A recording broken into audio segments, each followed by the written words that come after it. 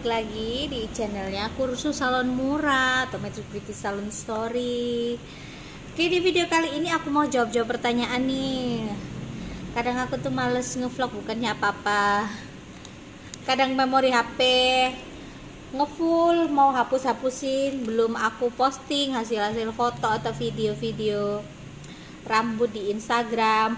Oh ya, kalian jangan lupa follow Instagram aku ya, di Magic Beauty Salon _official atau Kursus Salon Murah. Jadi ini aku mau bacain pertanyaan dari Rizka Aprilia. Halo Kak, ada customer yang udah 2 kali di smoothing di salon lain, lalu smoothing yang ketiga kalinya di salonnya dia nih. Dan masih ada sisa smoothing yang lama. Tapi setelah 3 hari rambutnya mengembang, kenapa ya? Terus apa bisa diperbaiki dan jedanya berapa lama Kak? Bantu jawab ya Kak, makasih. Jadi gini, pertanyaannya bagus banget. Berarti ini tipikal rambutnya sudah pernah di smoothing, intinya gitu ya. Terus di smoothing di salonnya si Rizka nih. Tapi kenapa kok ngembang? Salahnya di mana? Kenapa bisa begitu? 1, ngembangnya kita lihat dulu. Ngembangnya di area yang mana dulu? Ini rambut kan perbatasan nih.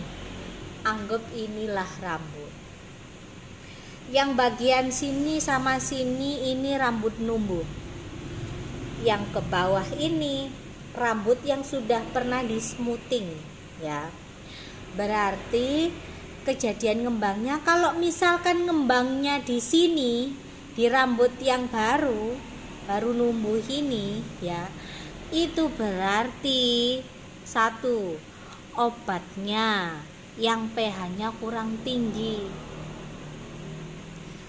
Terus yang keduanya, kalau misalkan dia ngembangnya di sini,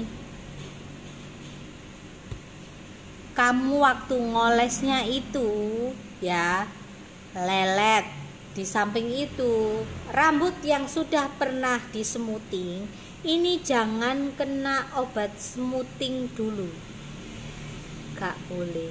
Ojo mbok pukul rata kuabe sini mbok obatin meskipun sudah pernah di smoothing yang bawahnya. Kadang rata-rata orang kan gitu, mainnya langsung di smoothing kabeh, diobati kabeh, diobatin semua ini ya, rambut ini loh diobatin semua. Jangan, itu bikin rambut patah-patah. 1. Yang kedua, kalau kamu ngolesnya terlalu lama dia ngembang terus habis itu nanti jatuhnya kaku. Jangan kayak gitu. Usahakan diolesnya itu di area yang masih perawan aja alias tumbuh rambut baru. Kenapa? Karena misalkan kalau kalian pukul rata semua dioles, ini nih sebenarnya sudah kena proses smoothing, dia sudah jadi rambutnya. Lawis jadi kenapa mbok timpa lagi? Ya kan?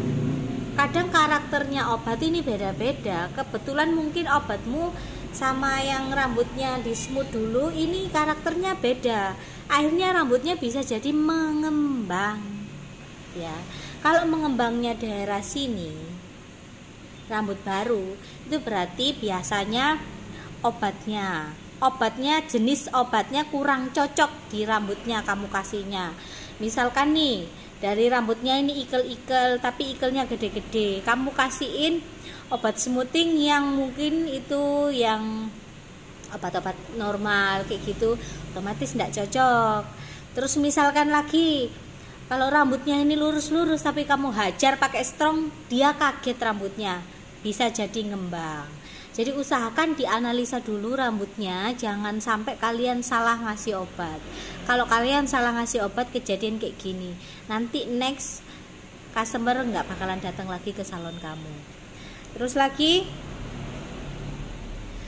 apa bisa diperbaiki? Bisa. Jedanya berapa lama? Langsung bisa. Kan sudah dicuci ya 3 hari. Jadi kalian pengaplikasiannya itu rambutnya harus basah aja. Rambutnya harus basah, diperbaiki di bagian yang tidak jadi. jangan semua bagian yang nggak jadi aja ya.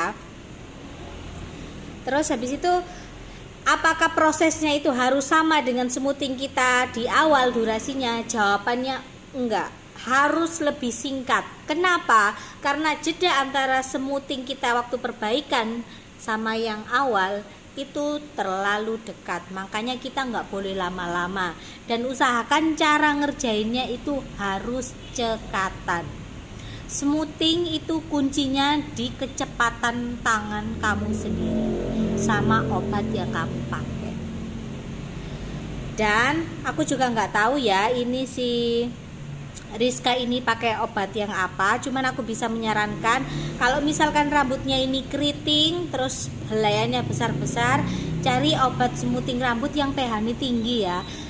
Karena obat untuk pH tinggi itu, maksudnya obat yang kadar pH-nya tinggi itu bisa membantu rambut kamu untuk jadi kempes.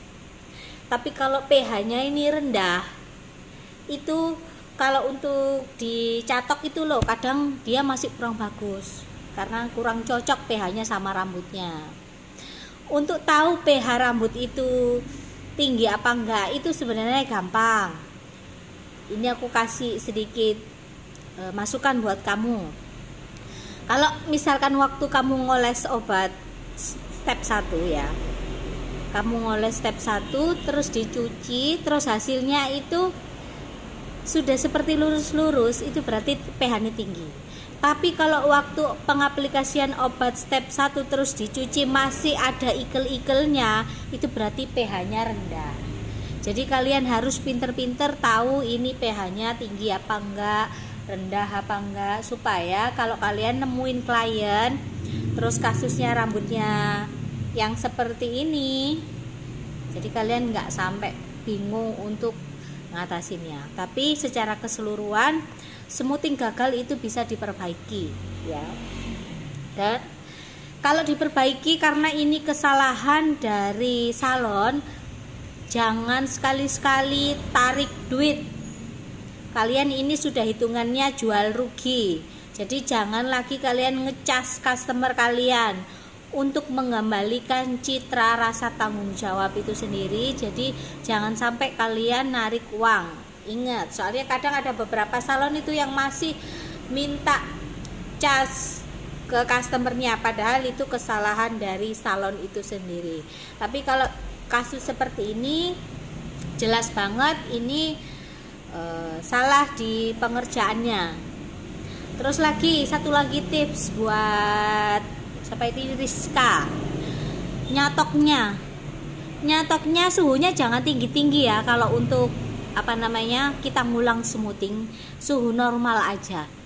Suhu normal itu berapa? Kamu mulai dari 150 aja, diulang-ulang sampai kayak kesetrum gitu, supaya benar-benar hasilnya ini benar-benar kempes. Soalnya kalau cuman hanya sekedar nyatok asal gini, meskipun ditekan sekalipun kelihatannya lurus, nanti dicuci itu hasilnya akan sama lagi.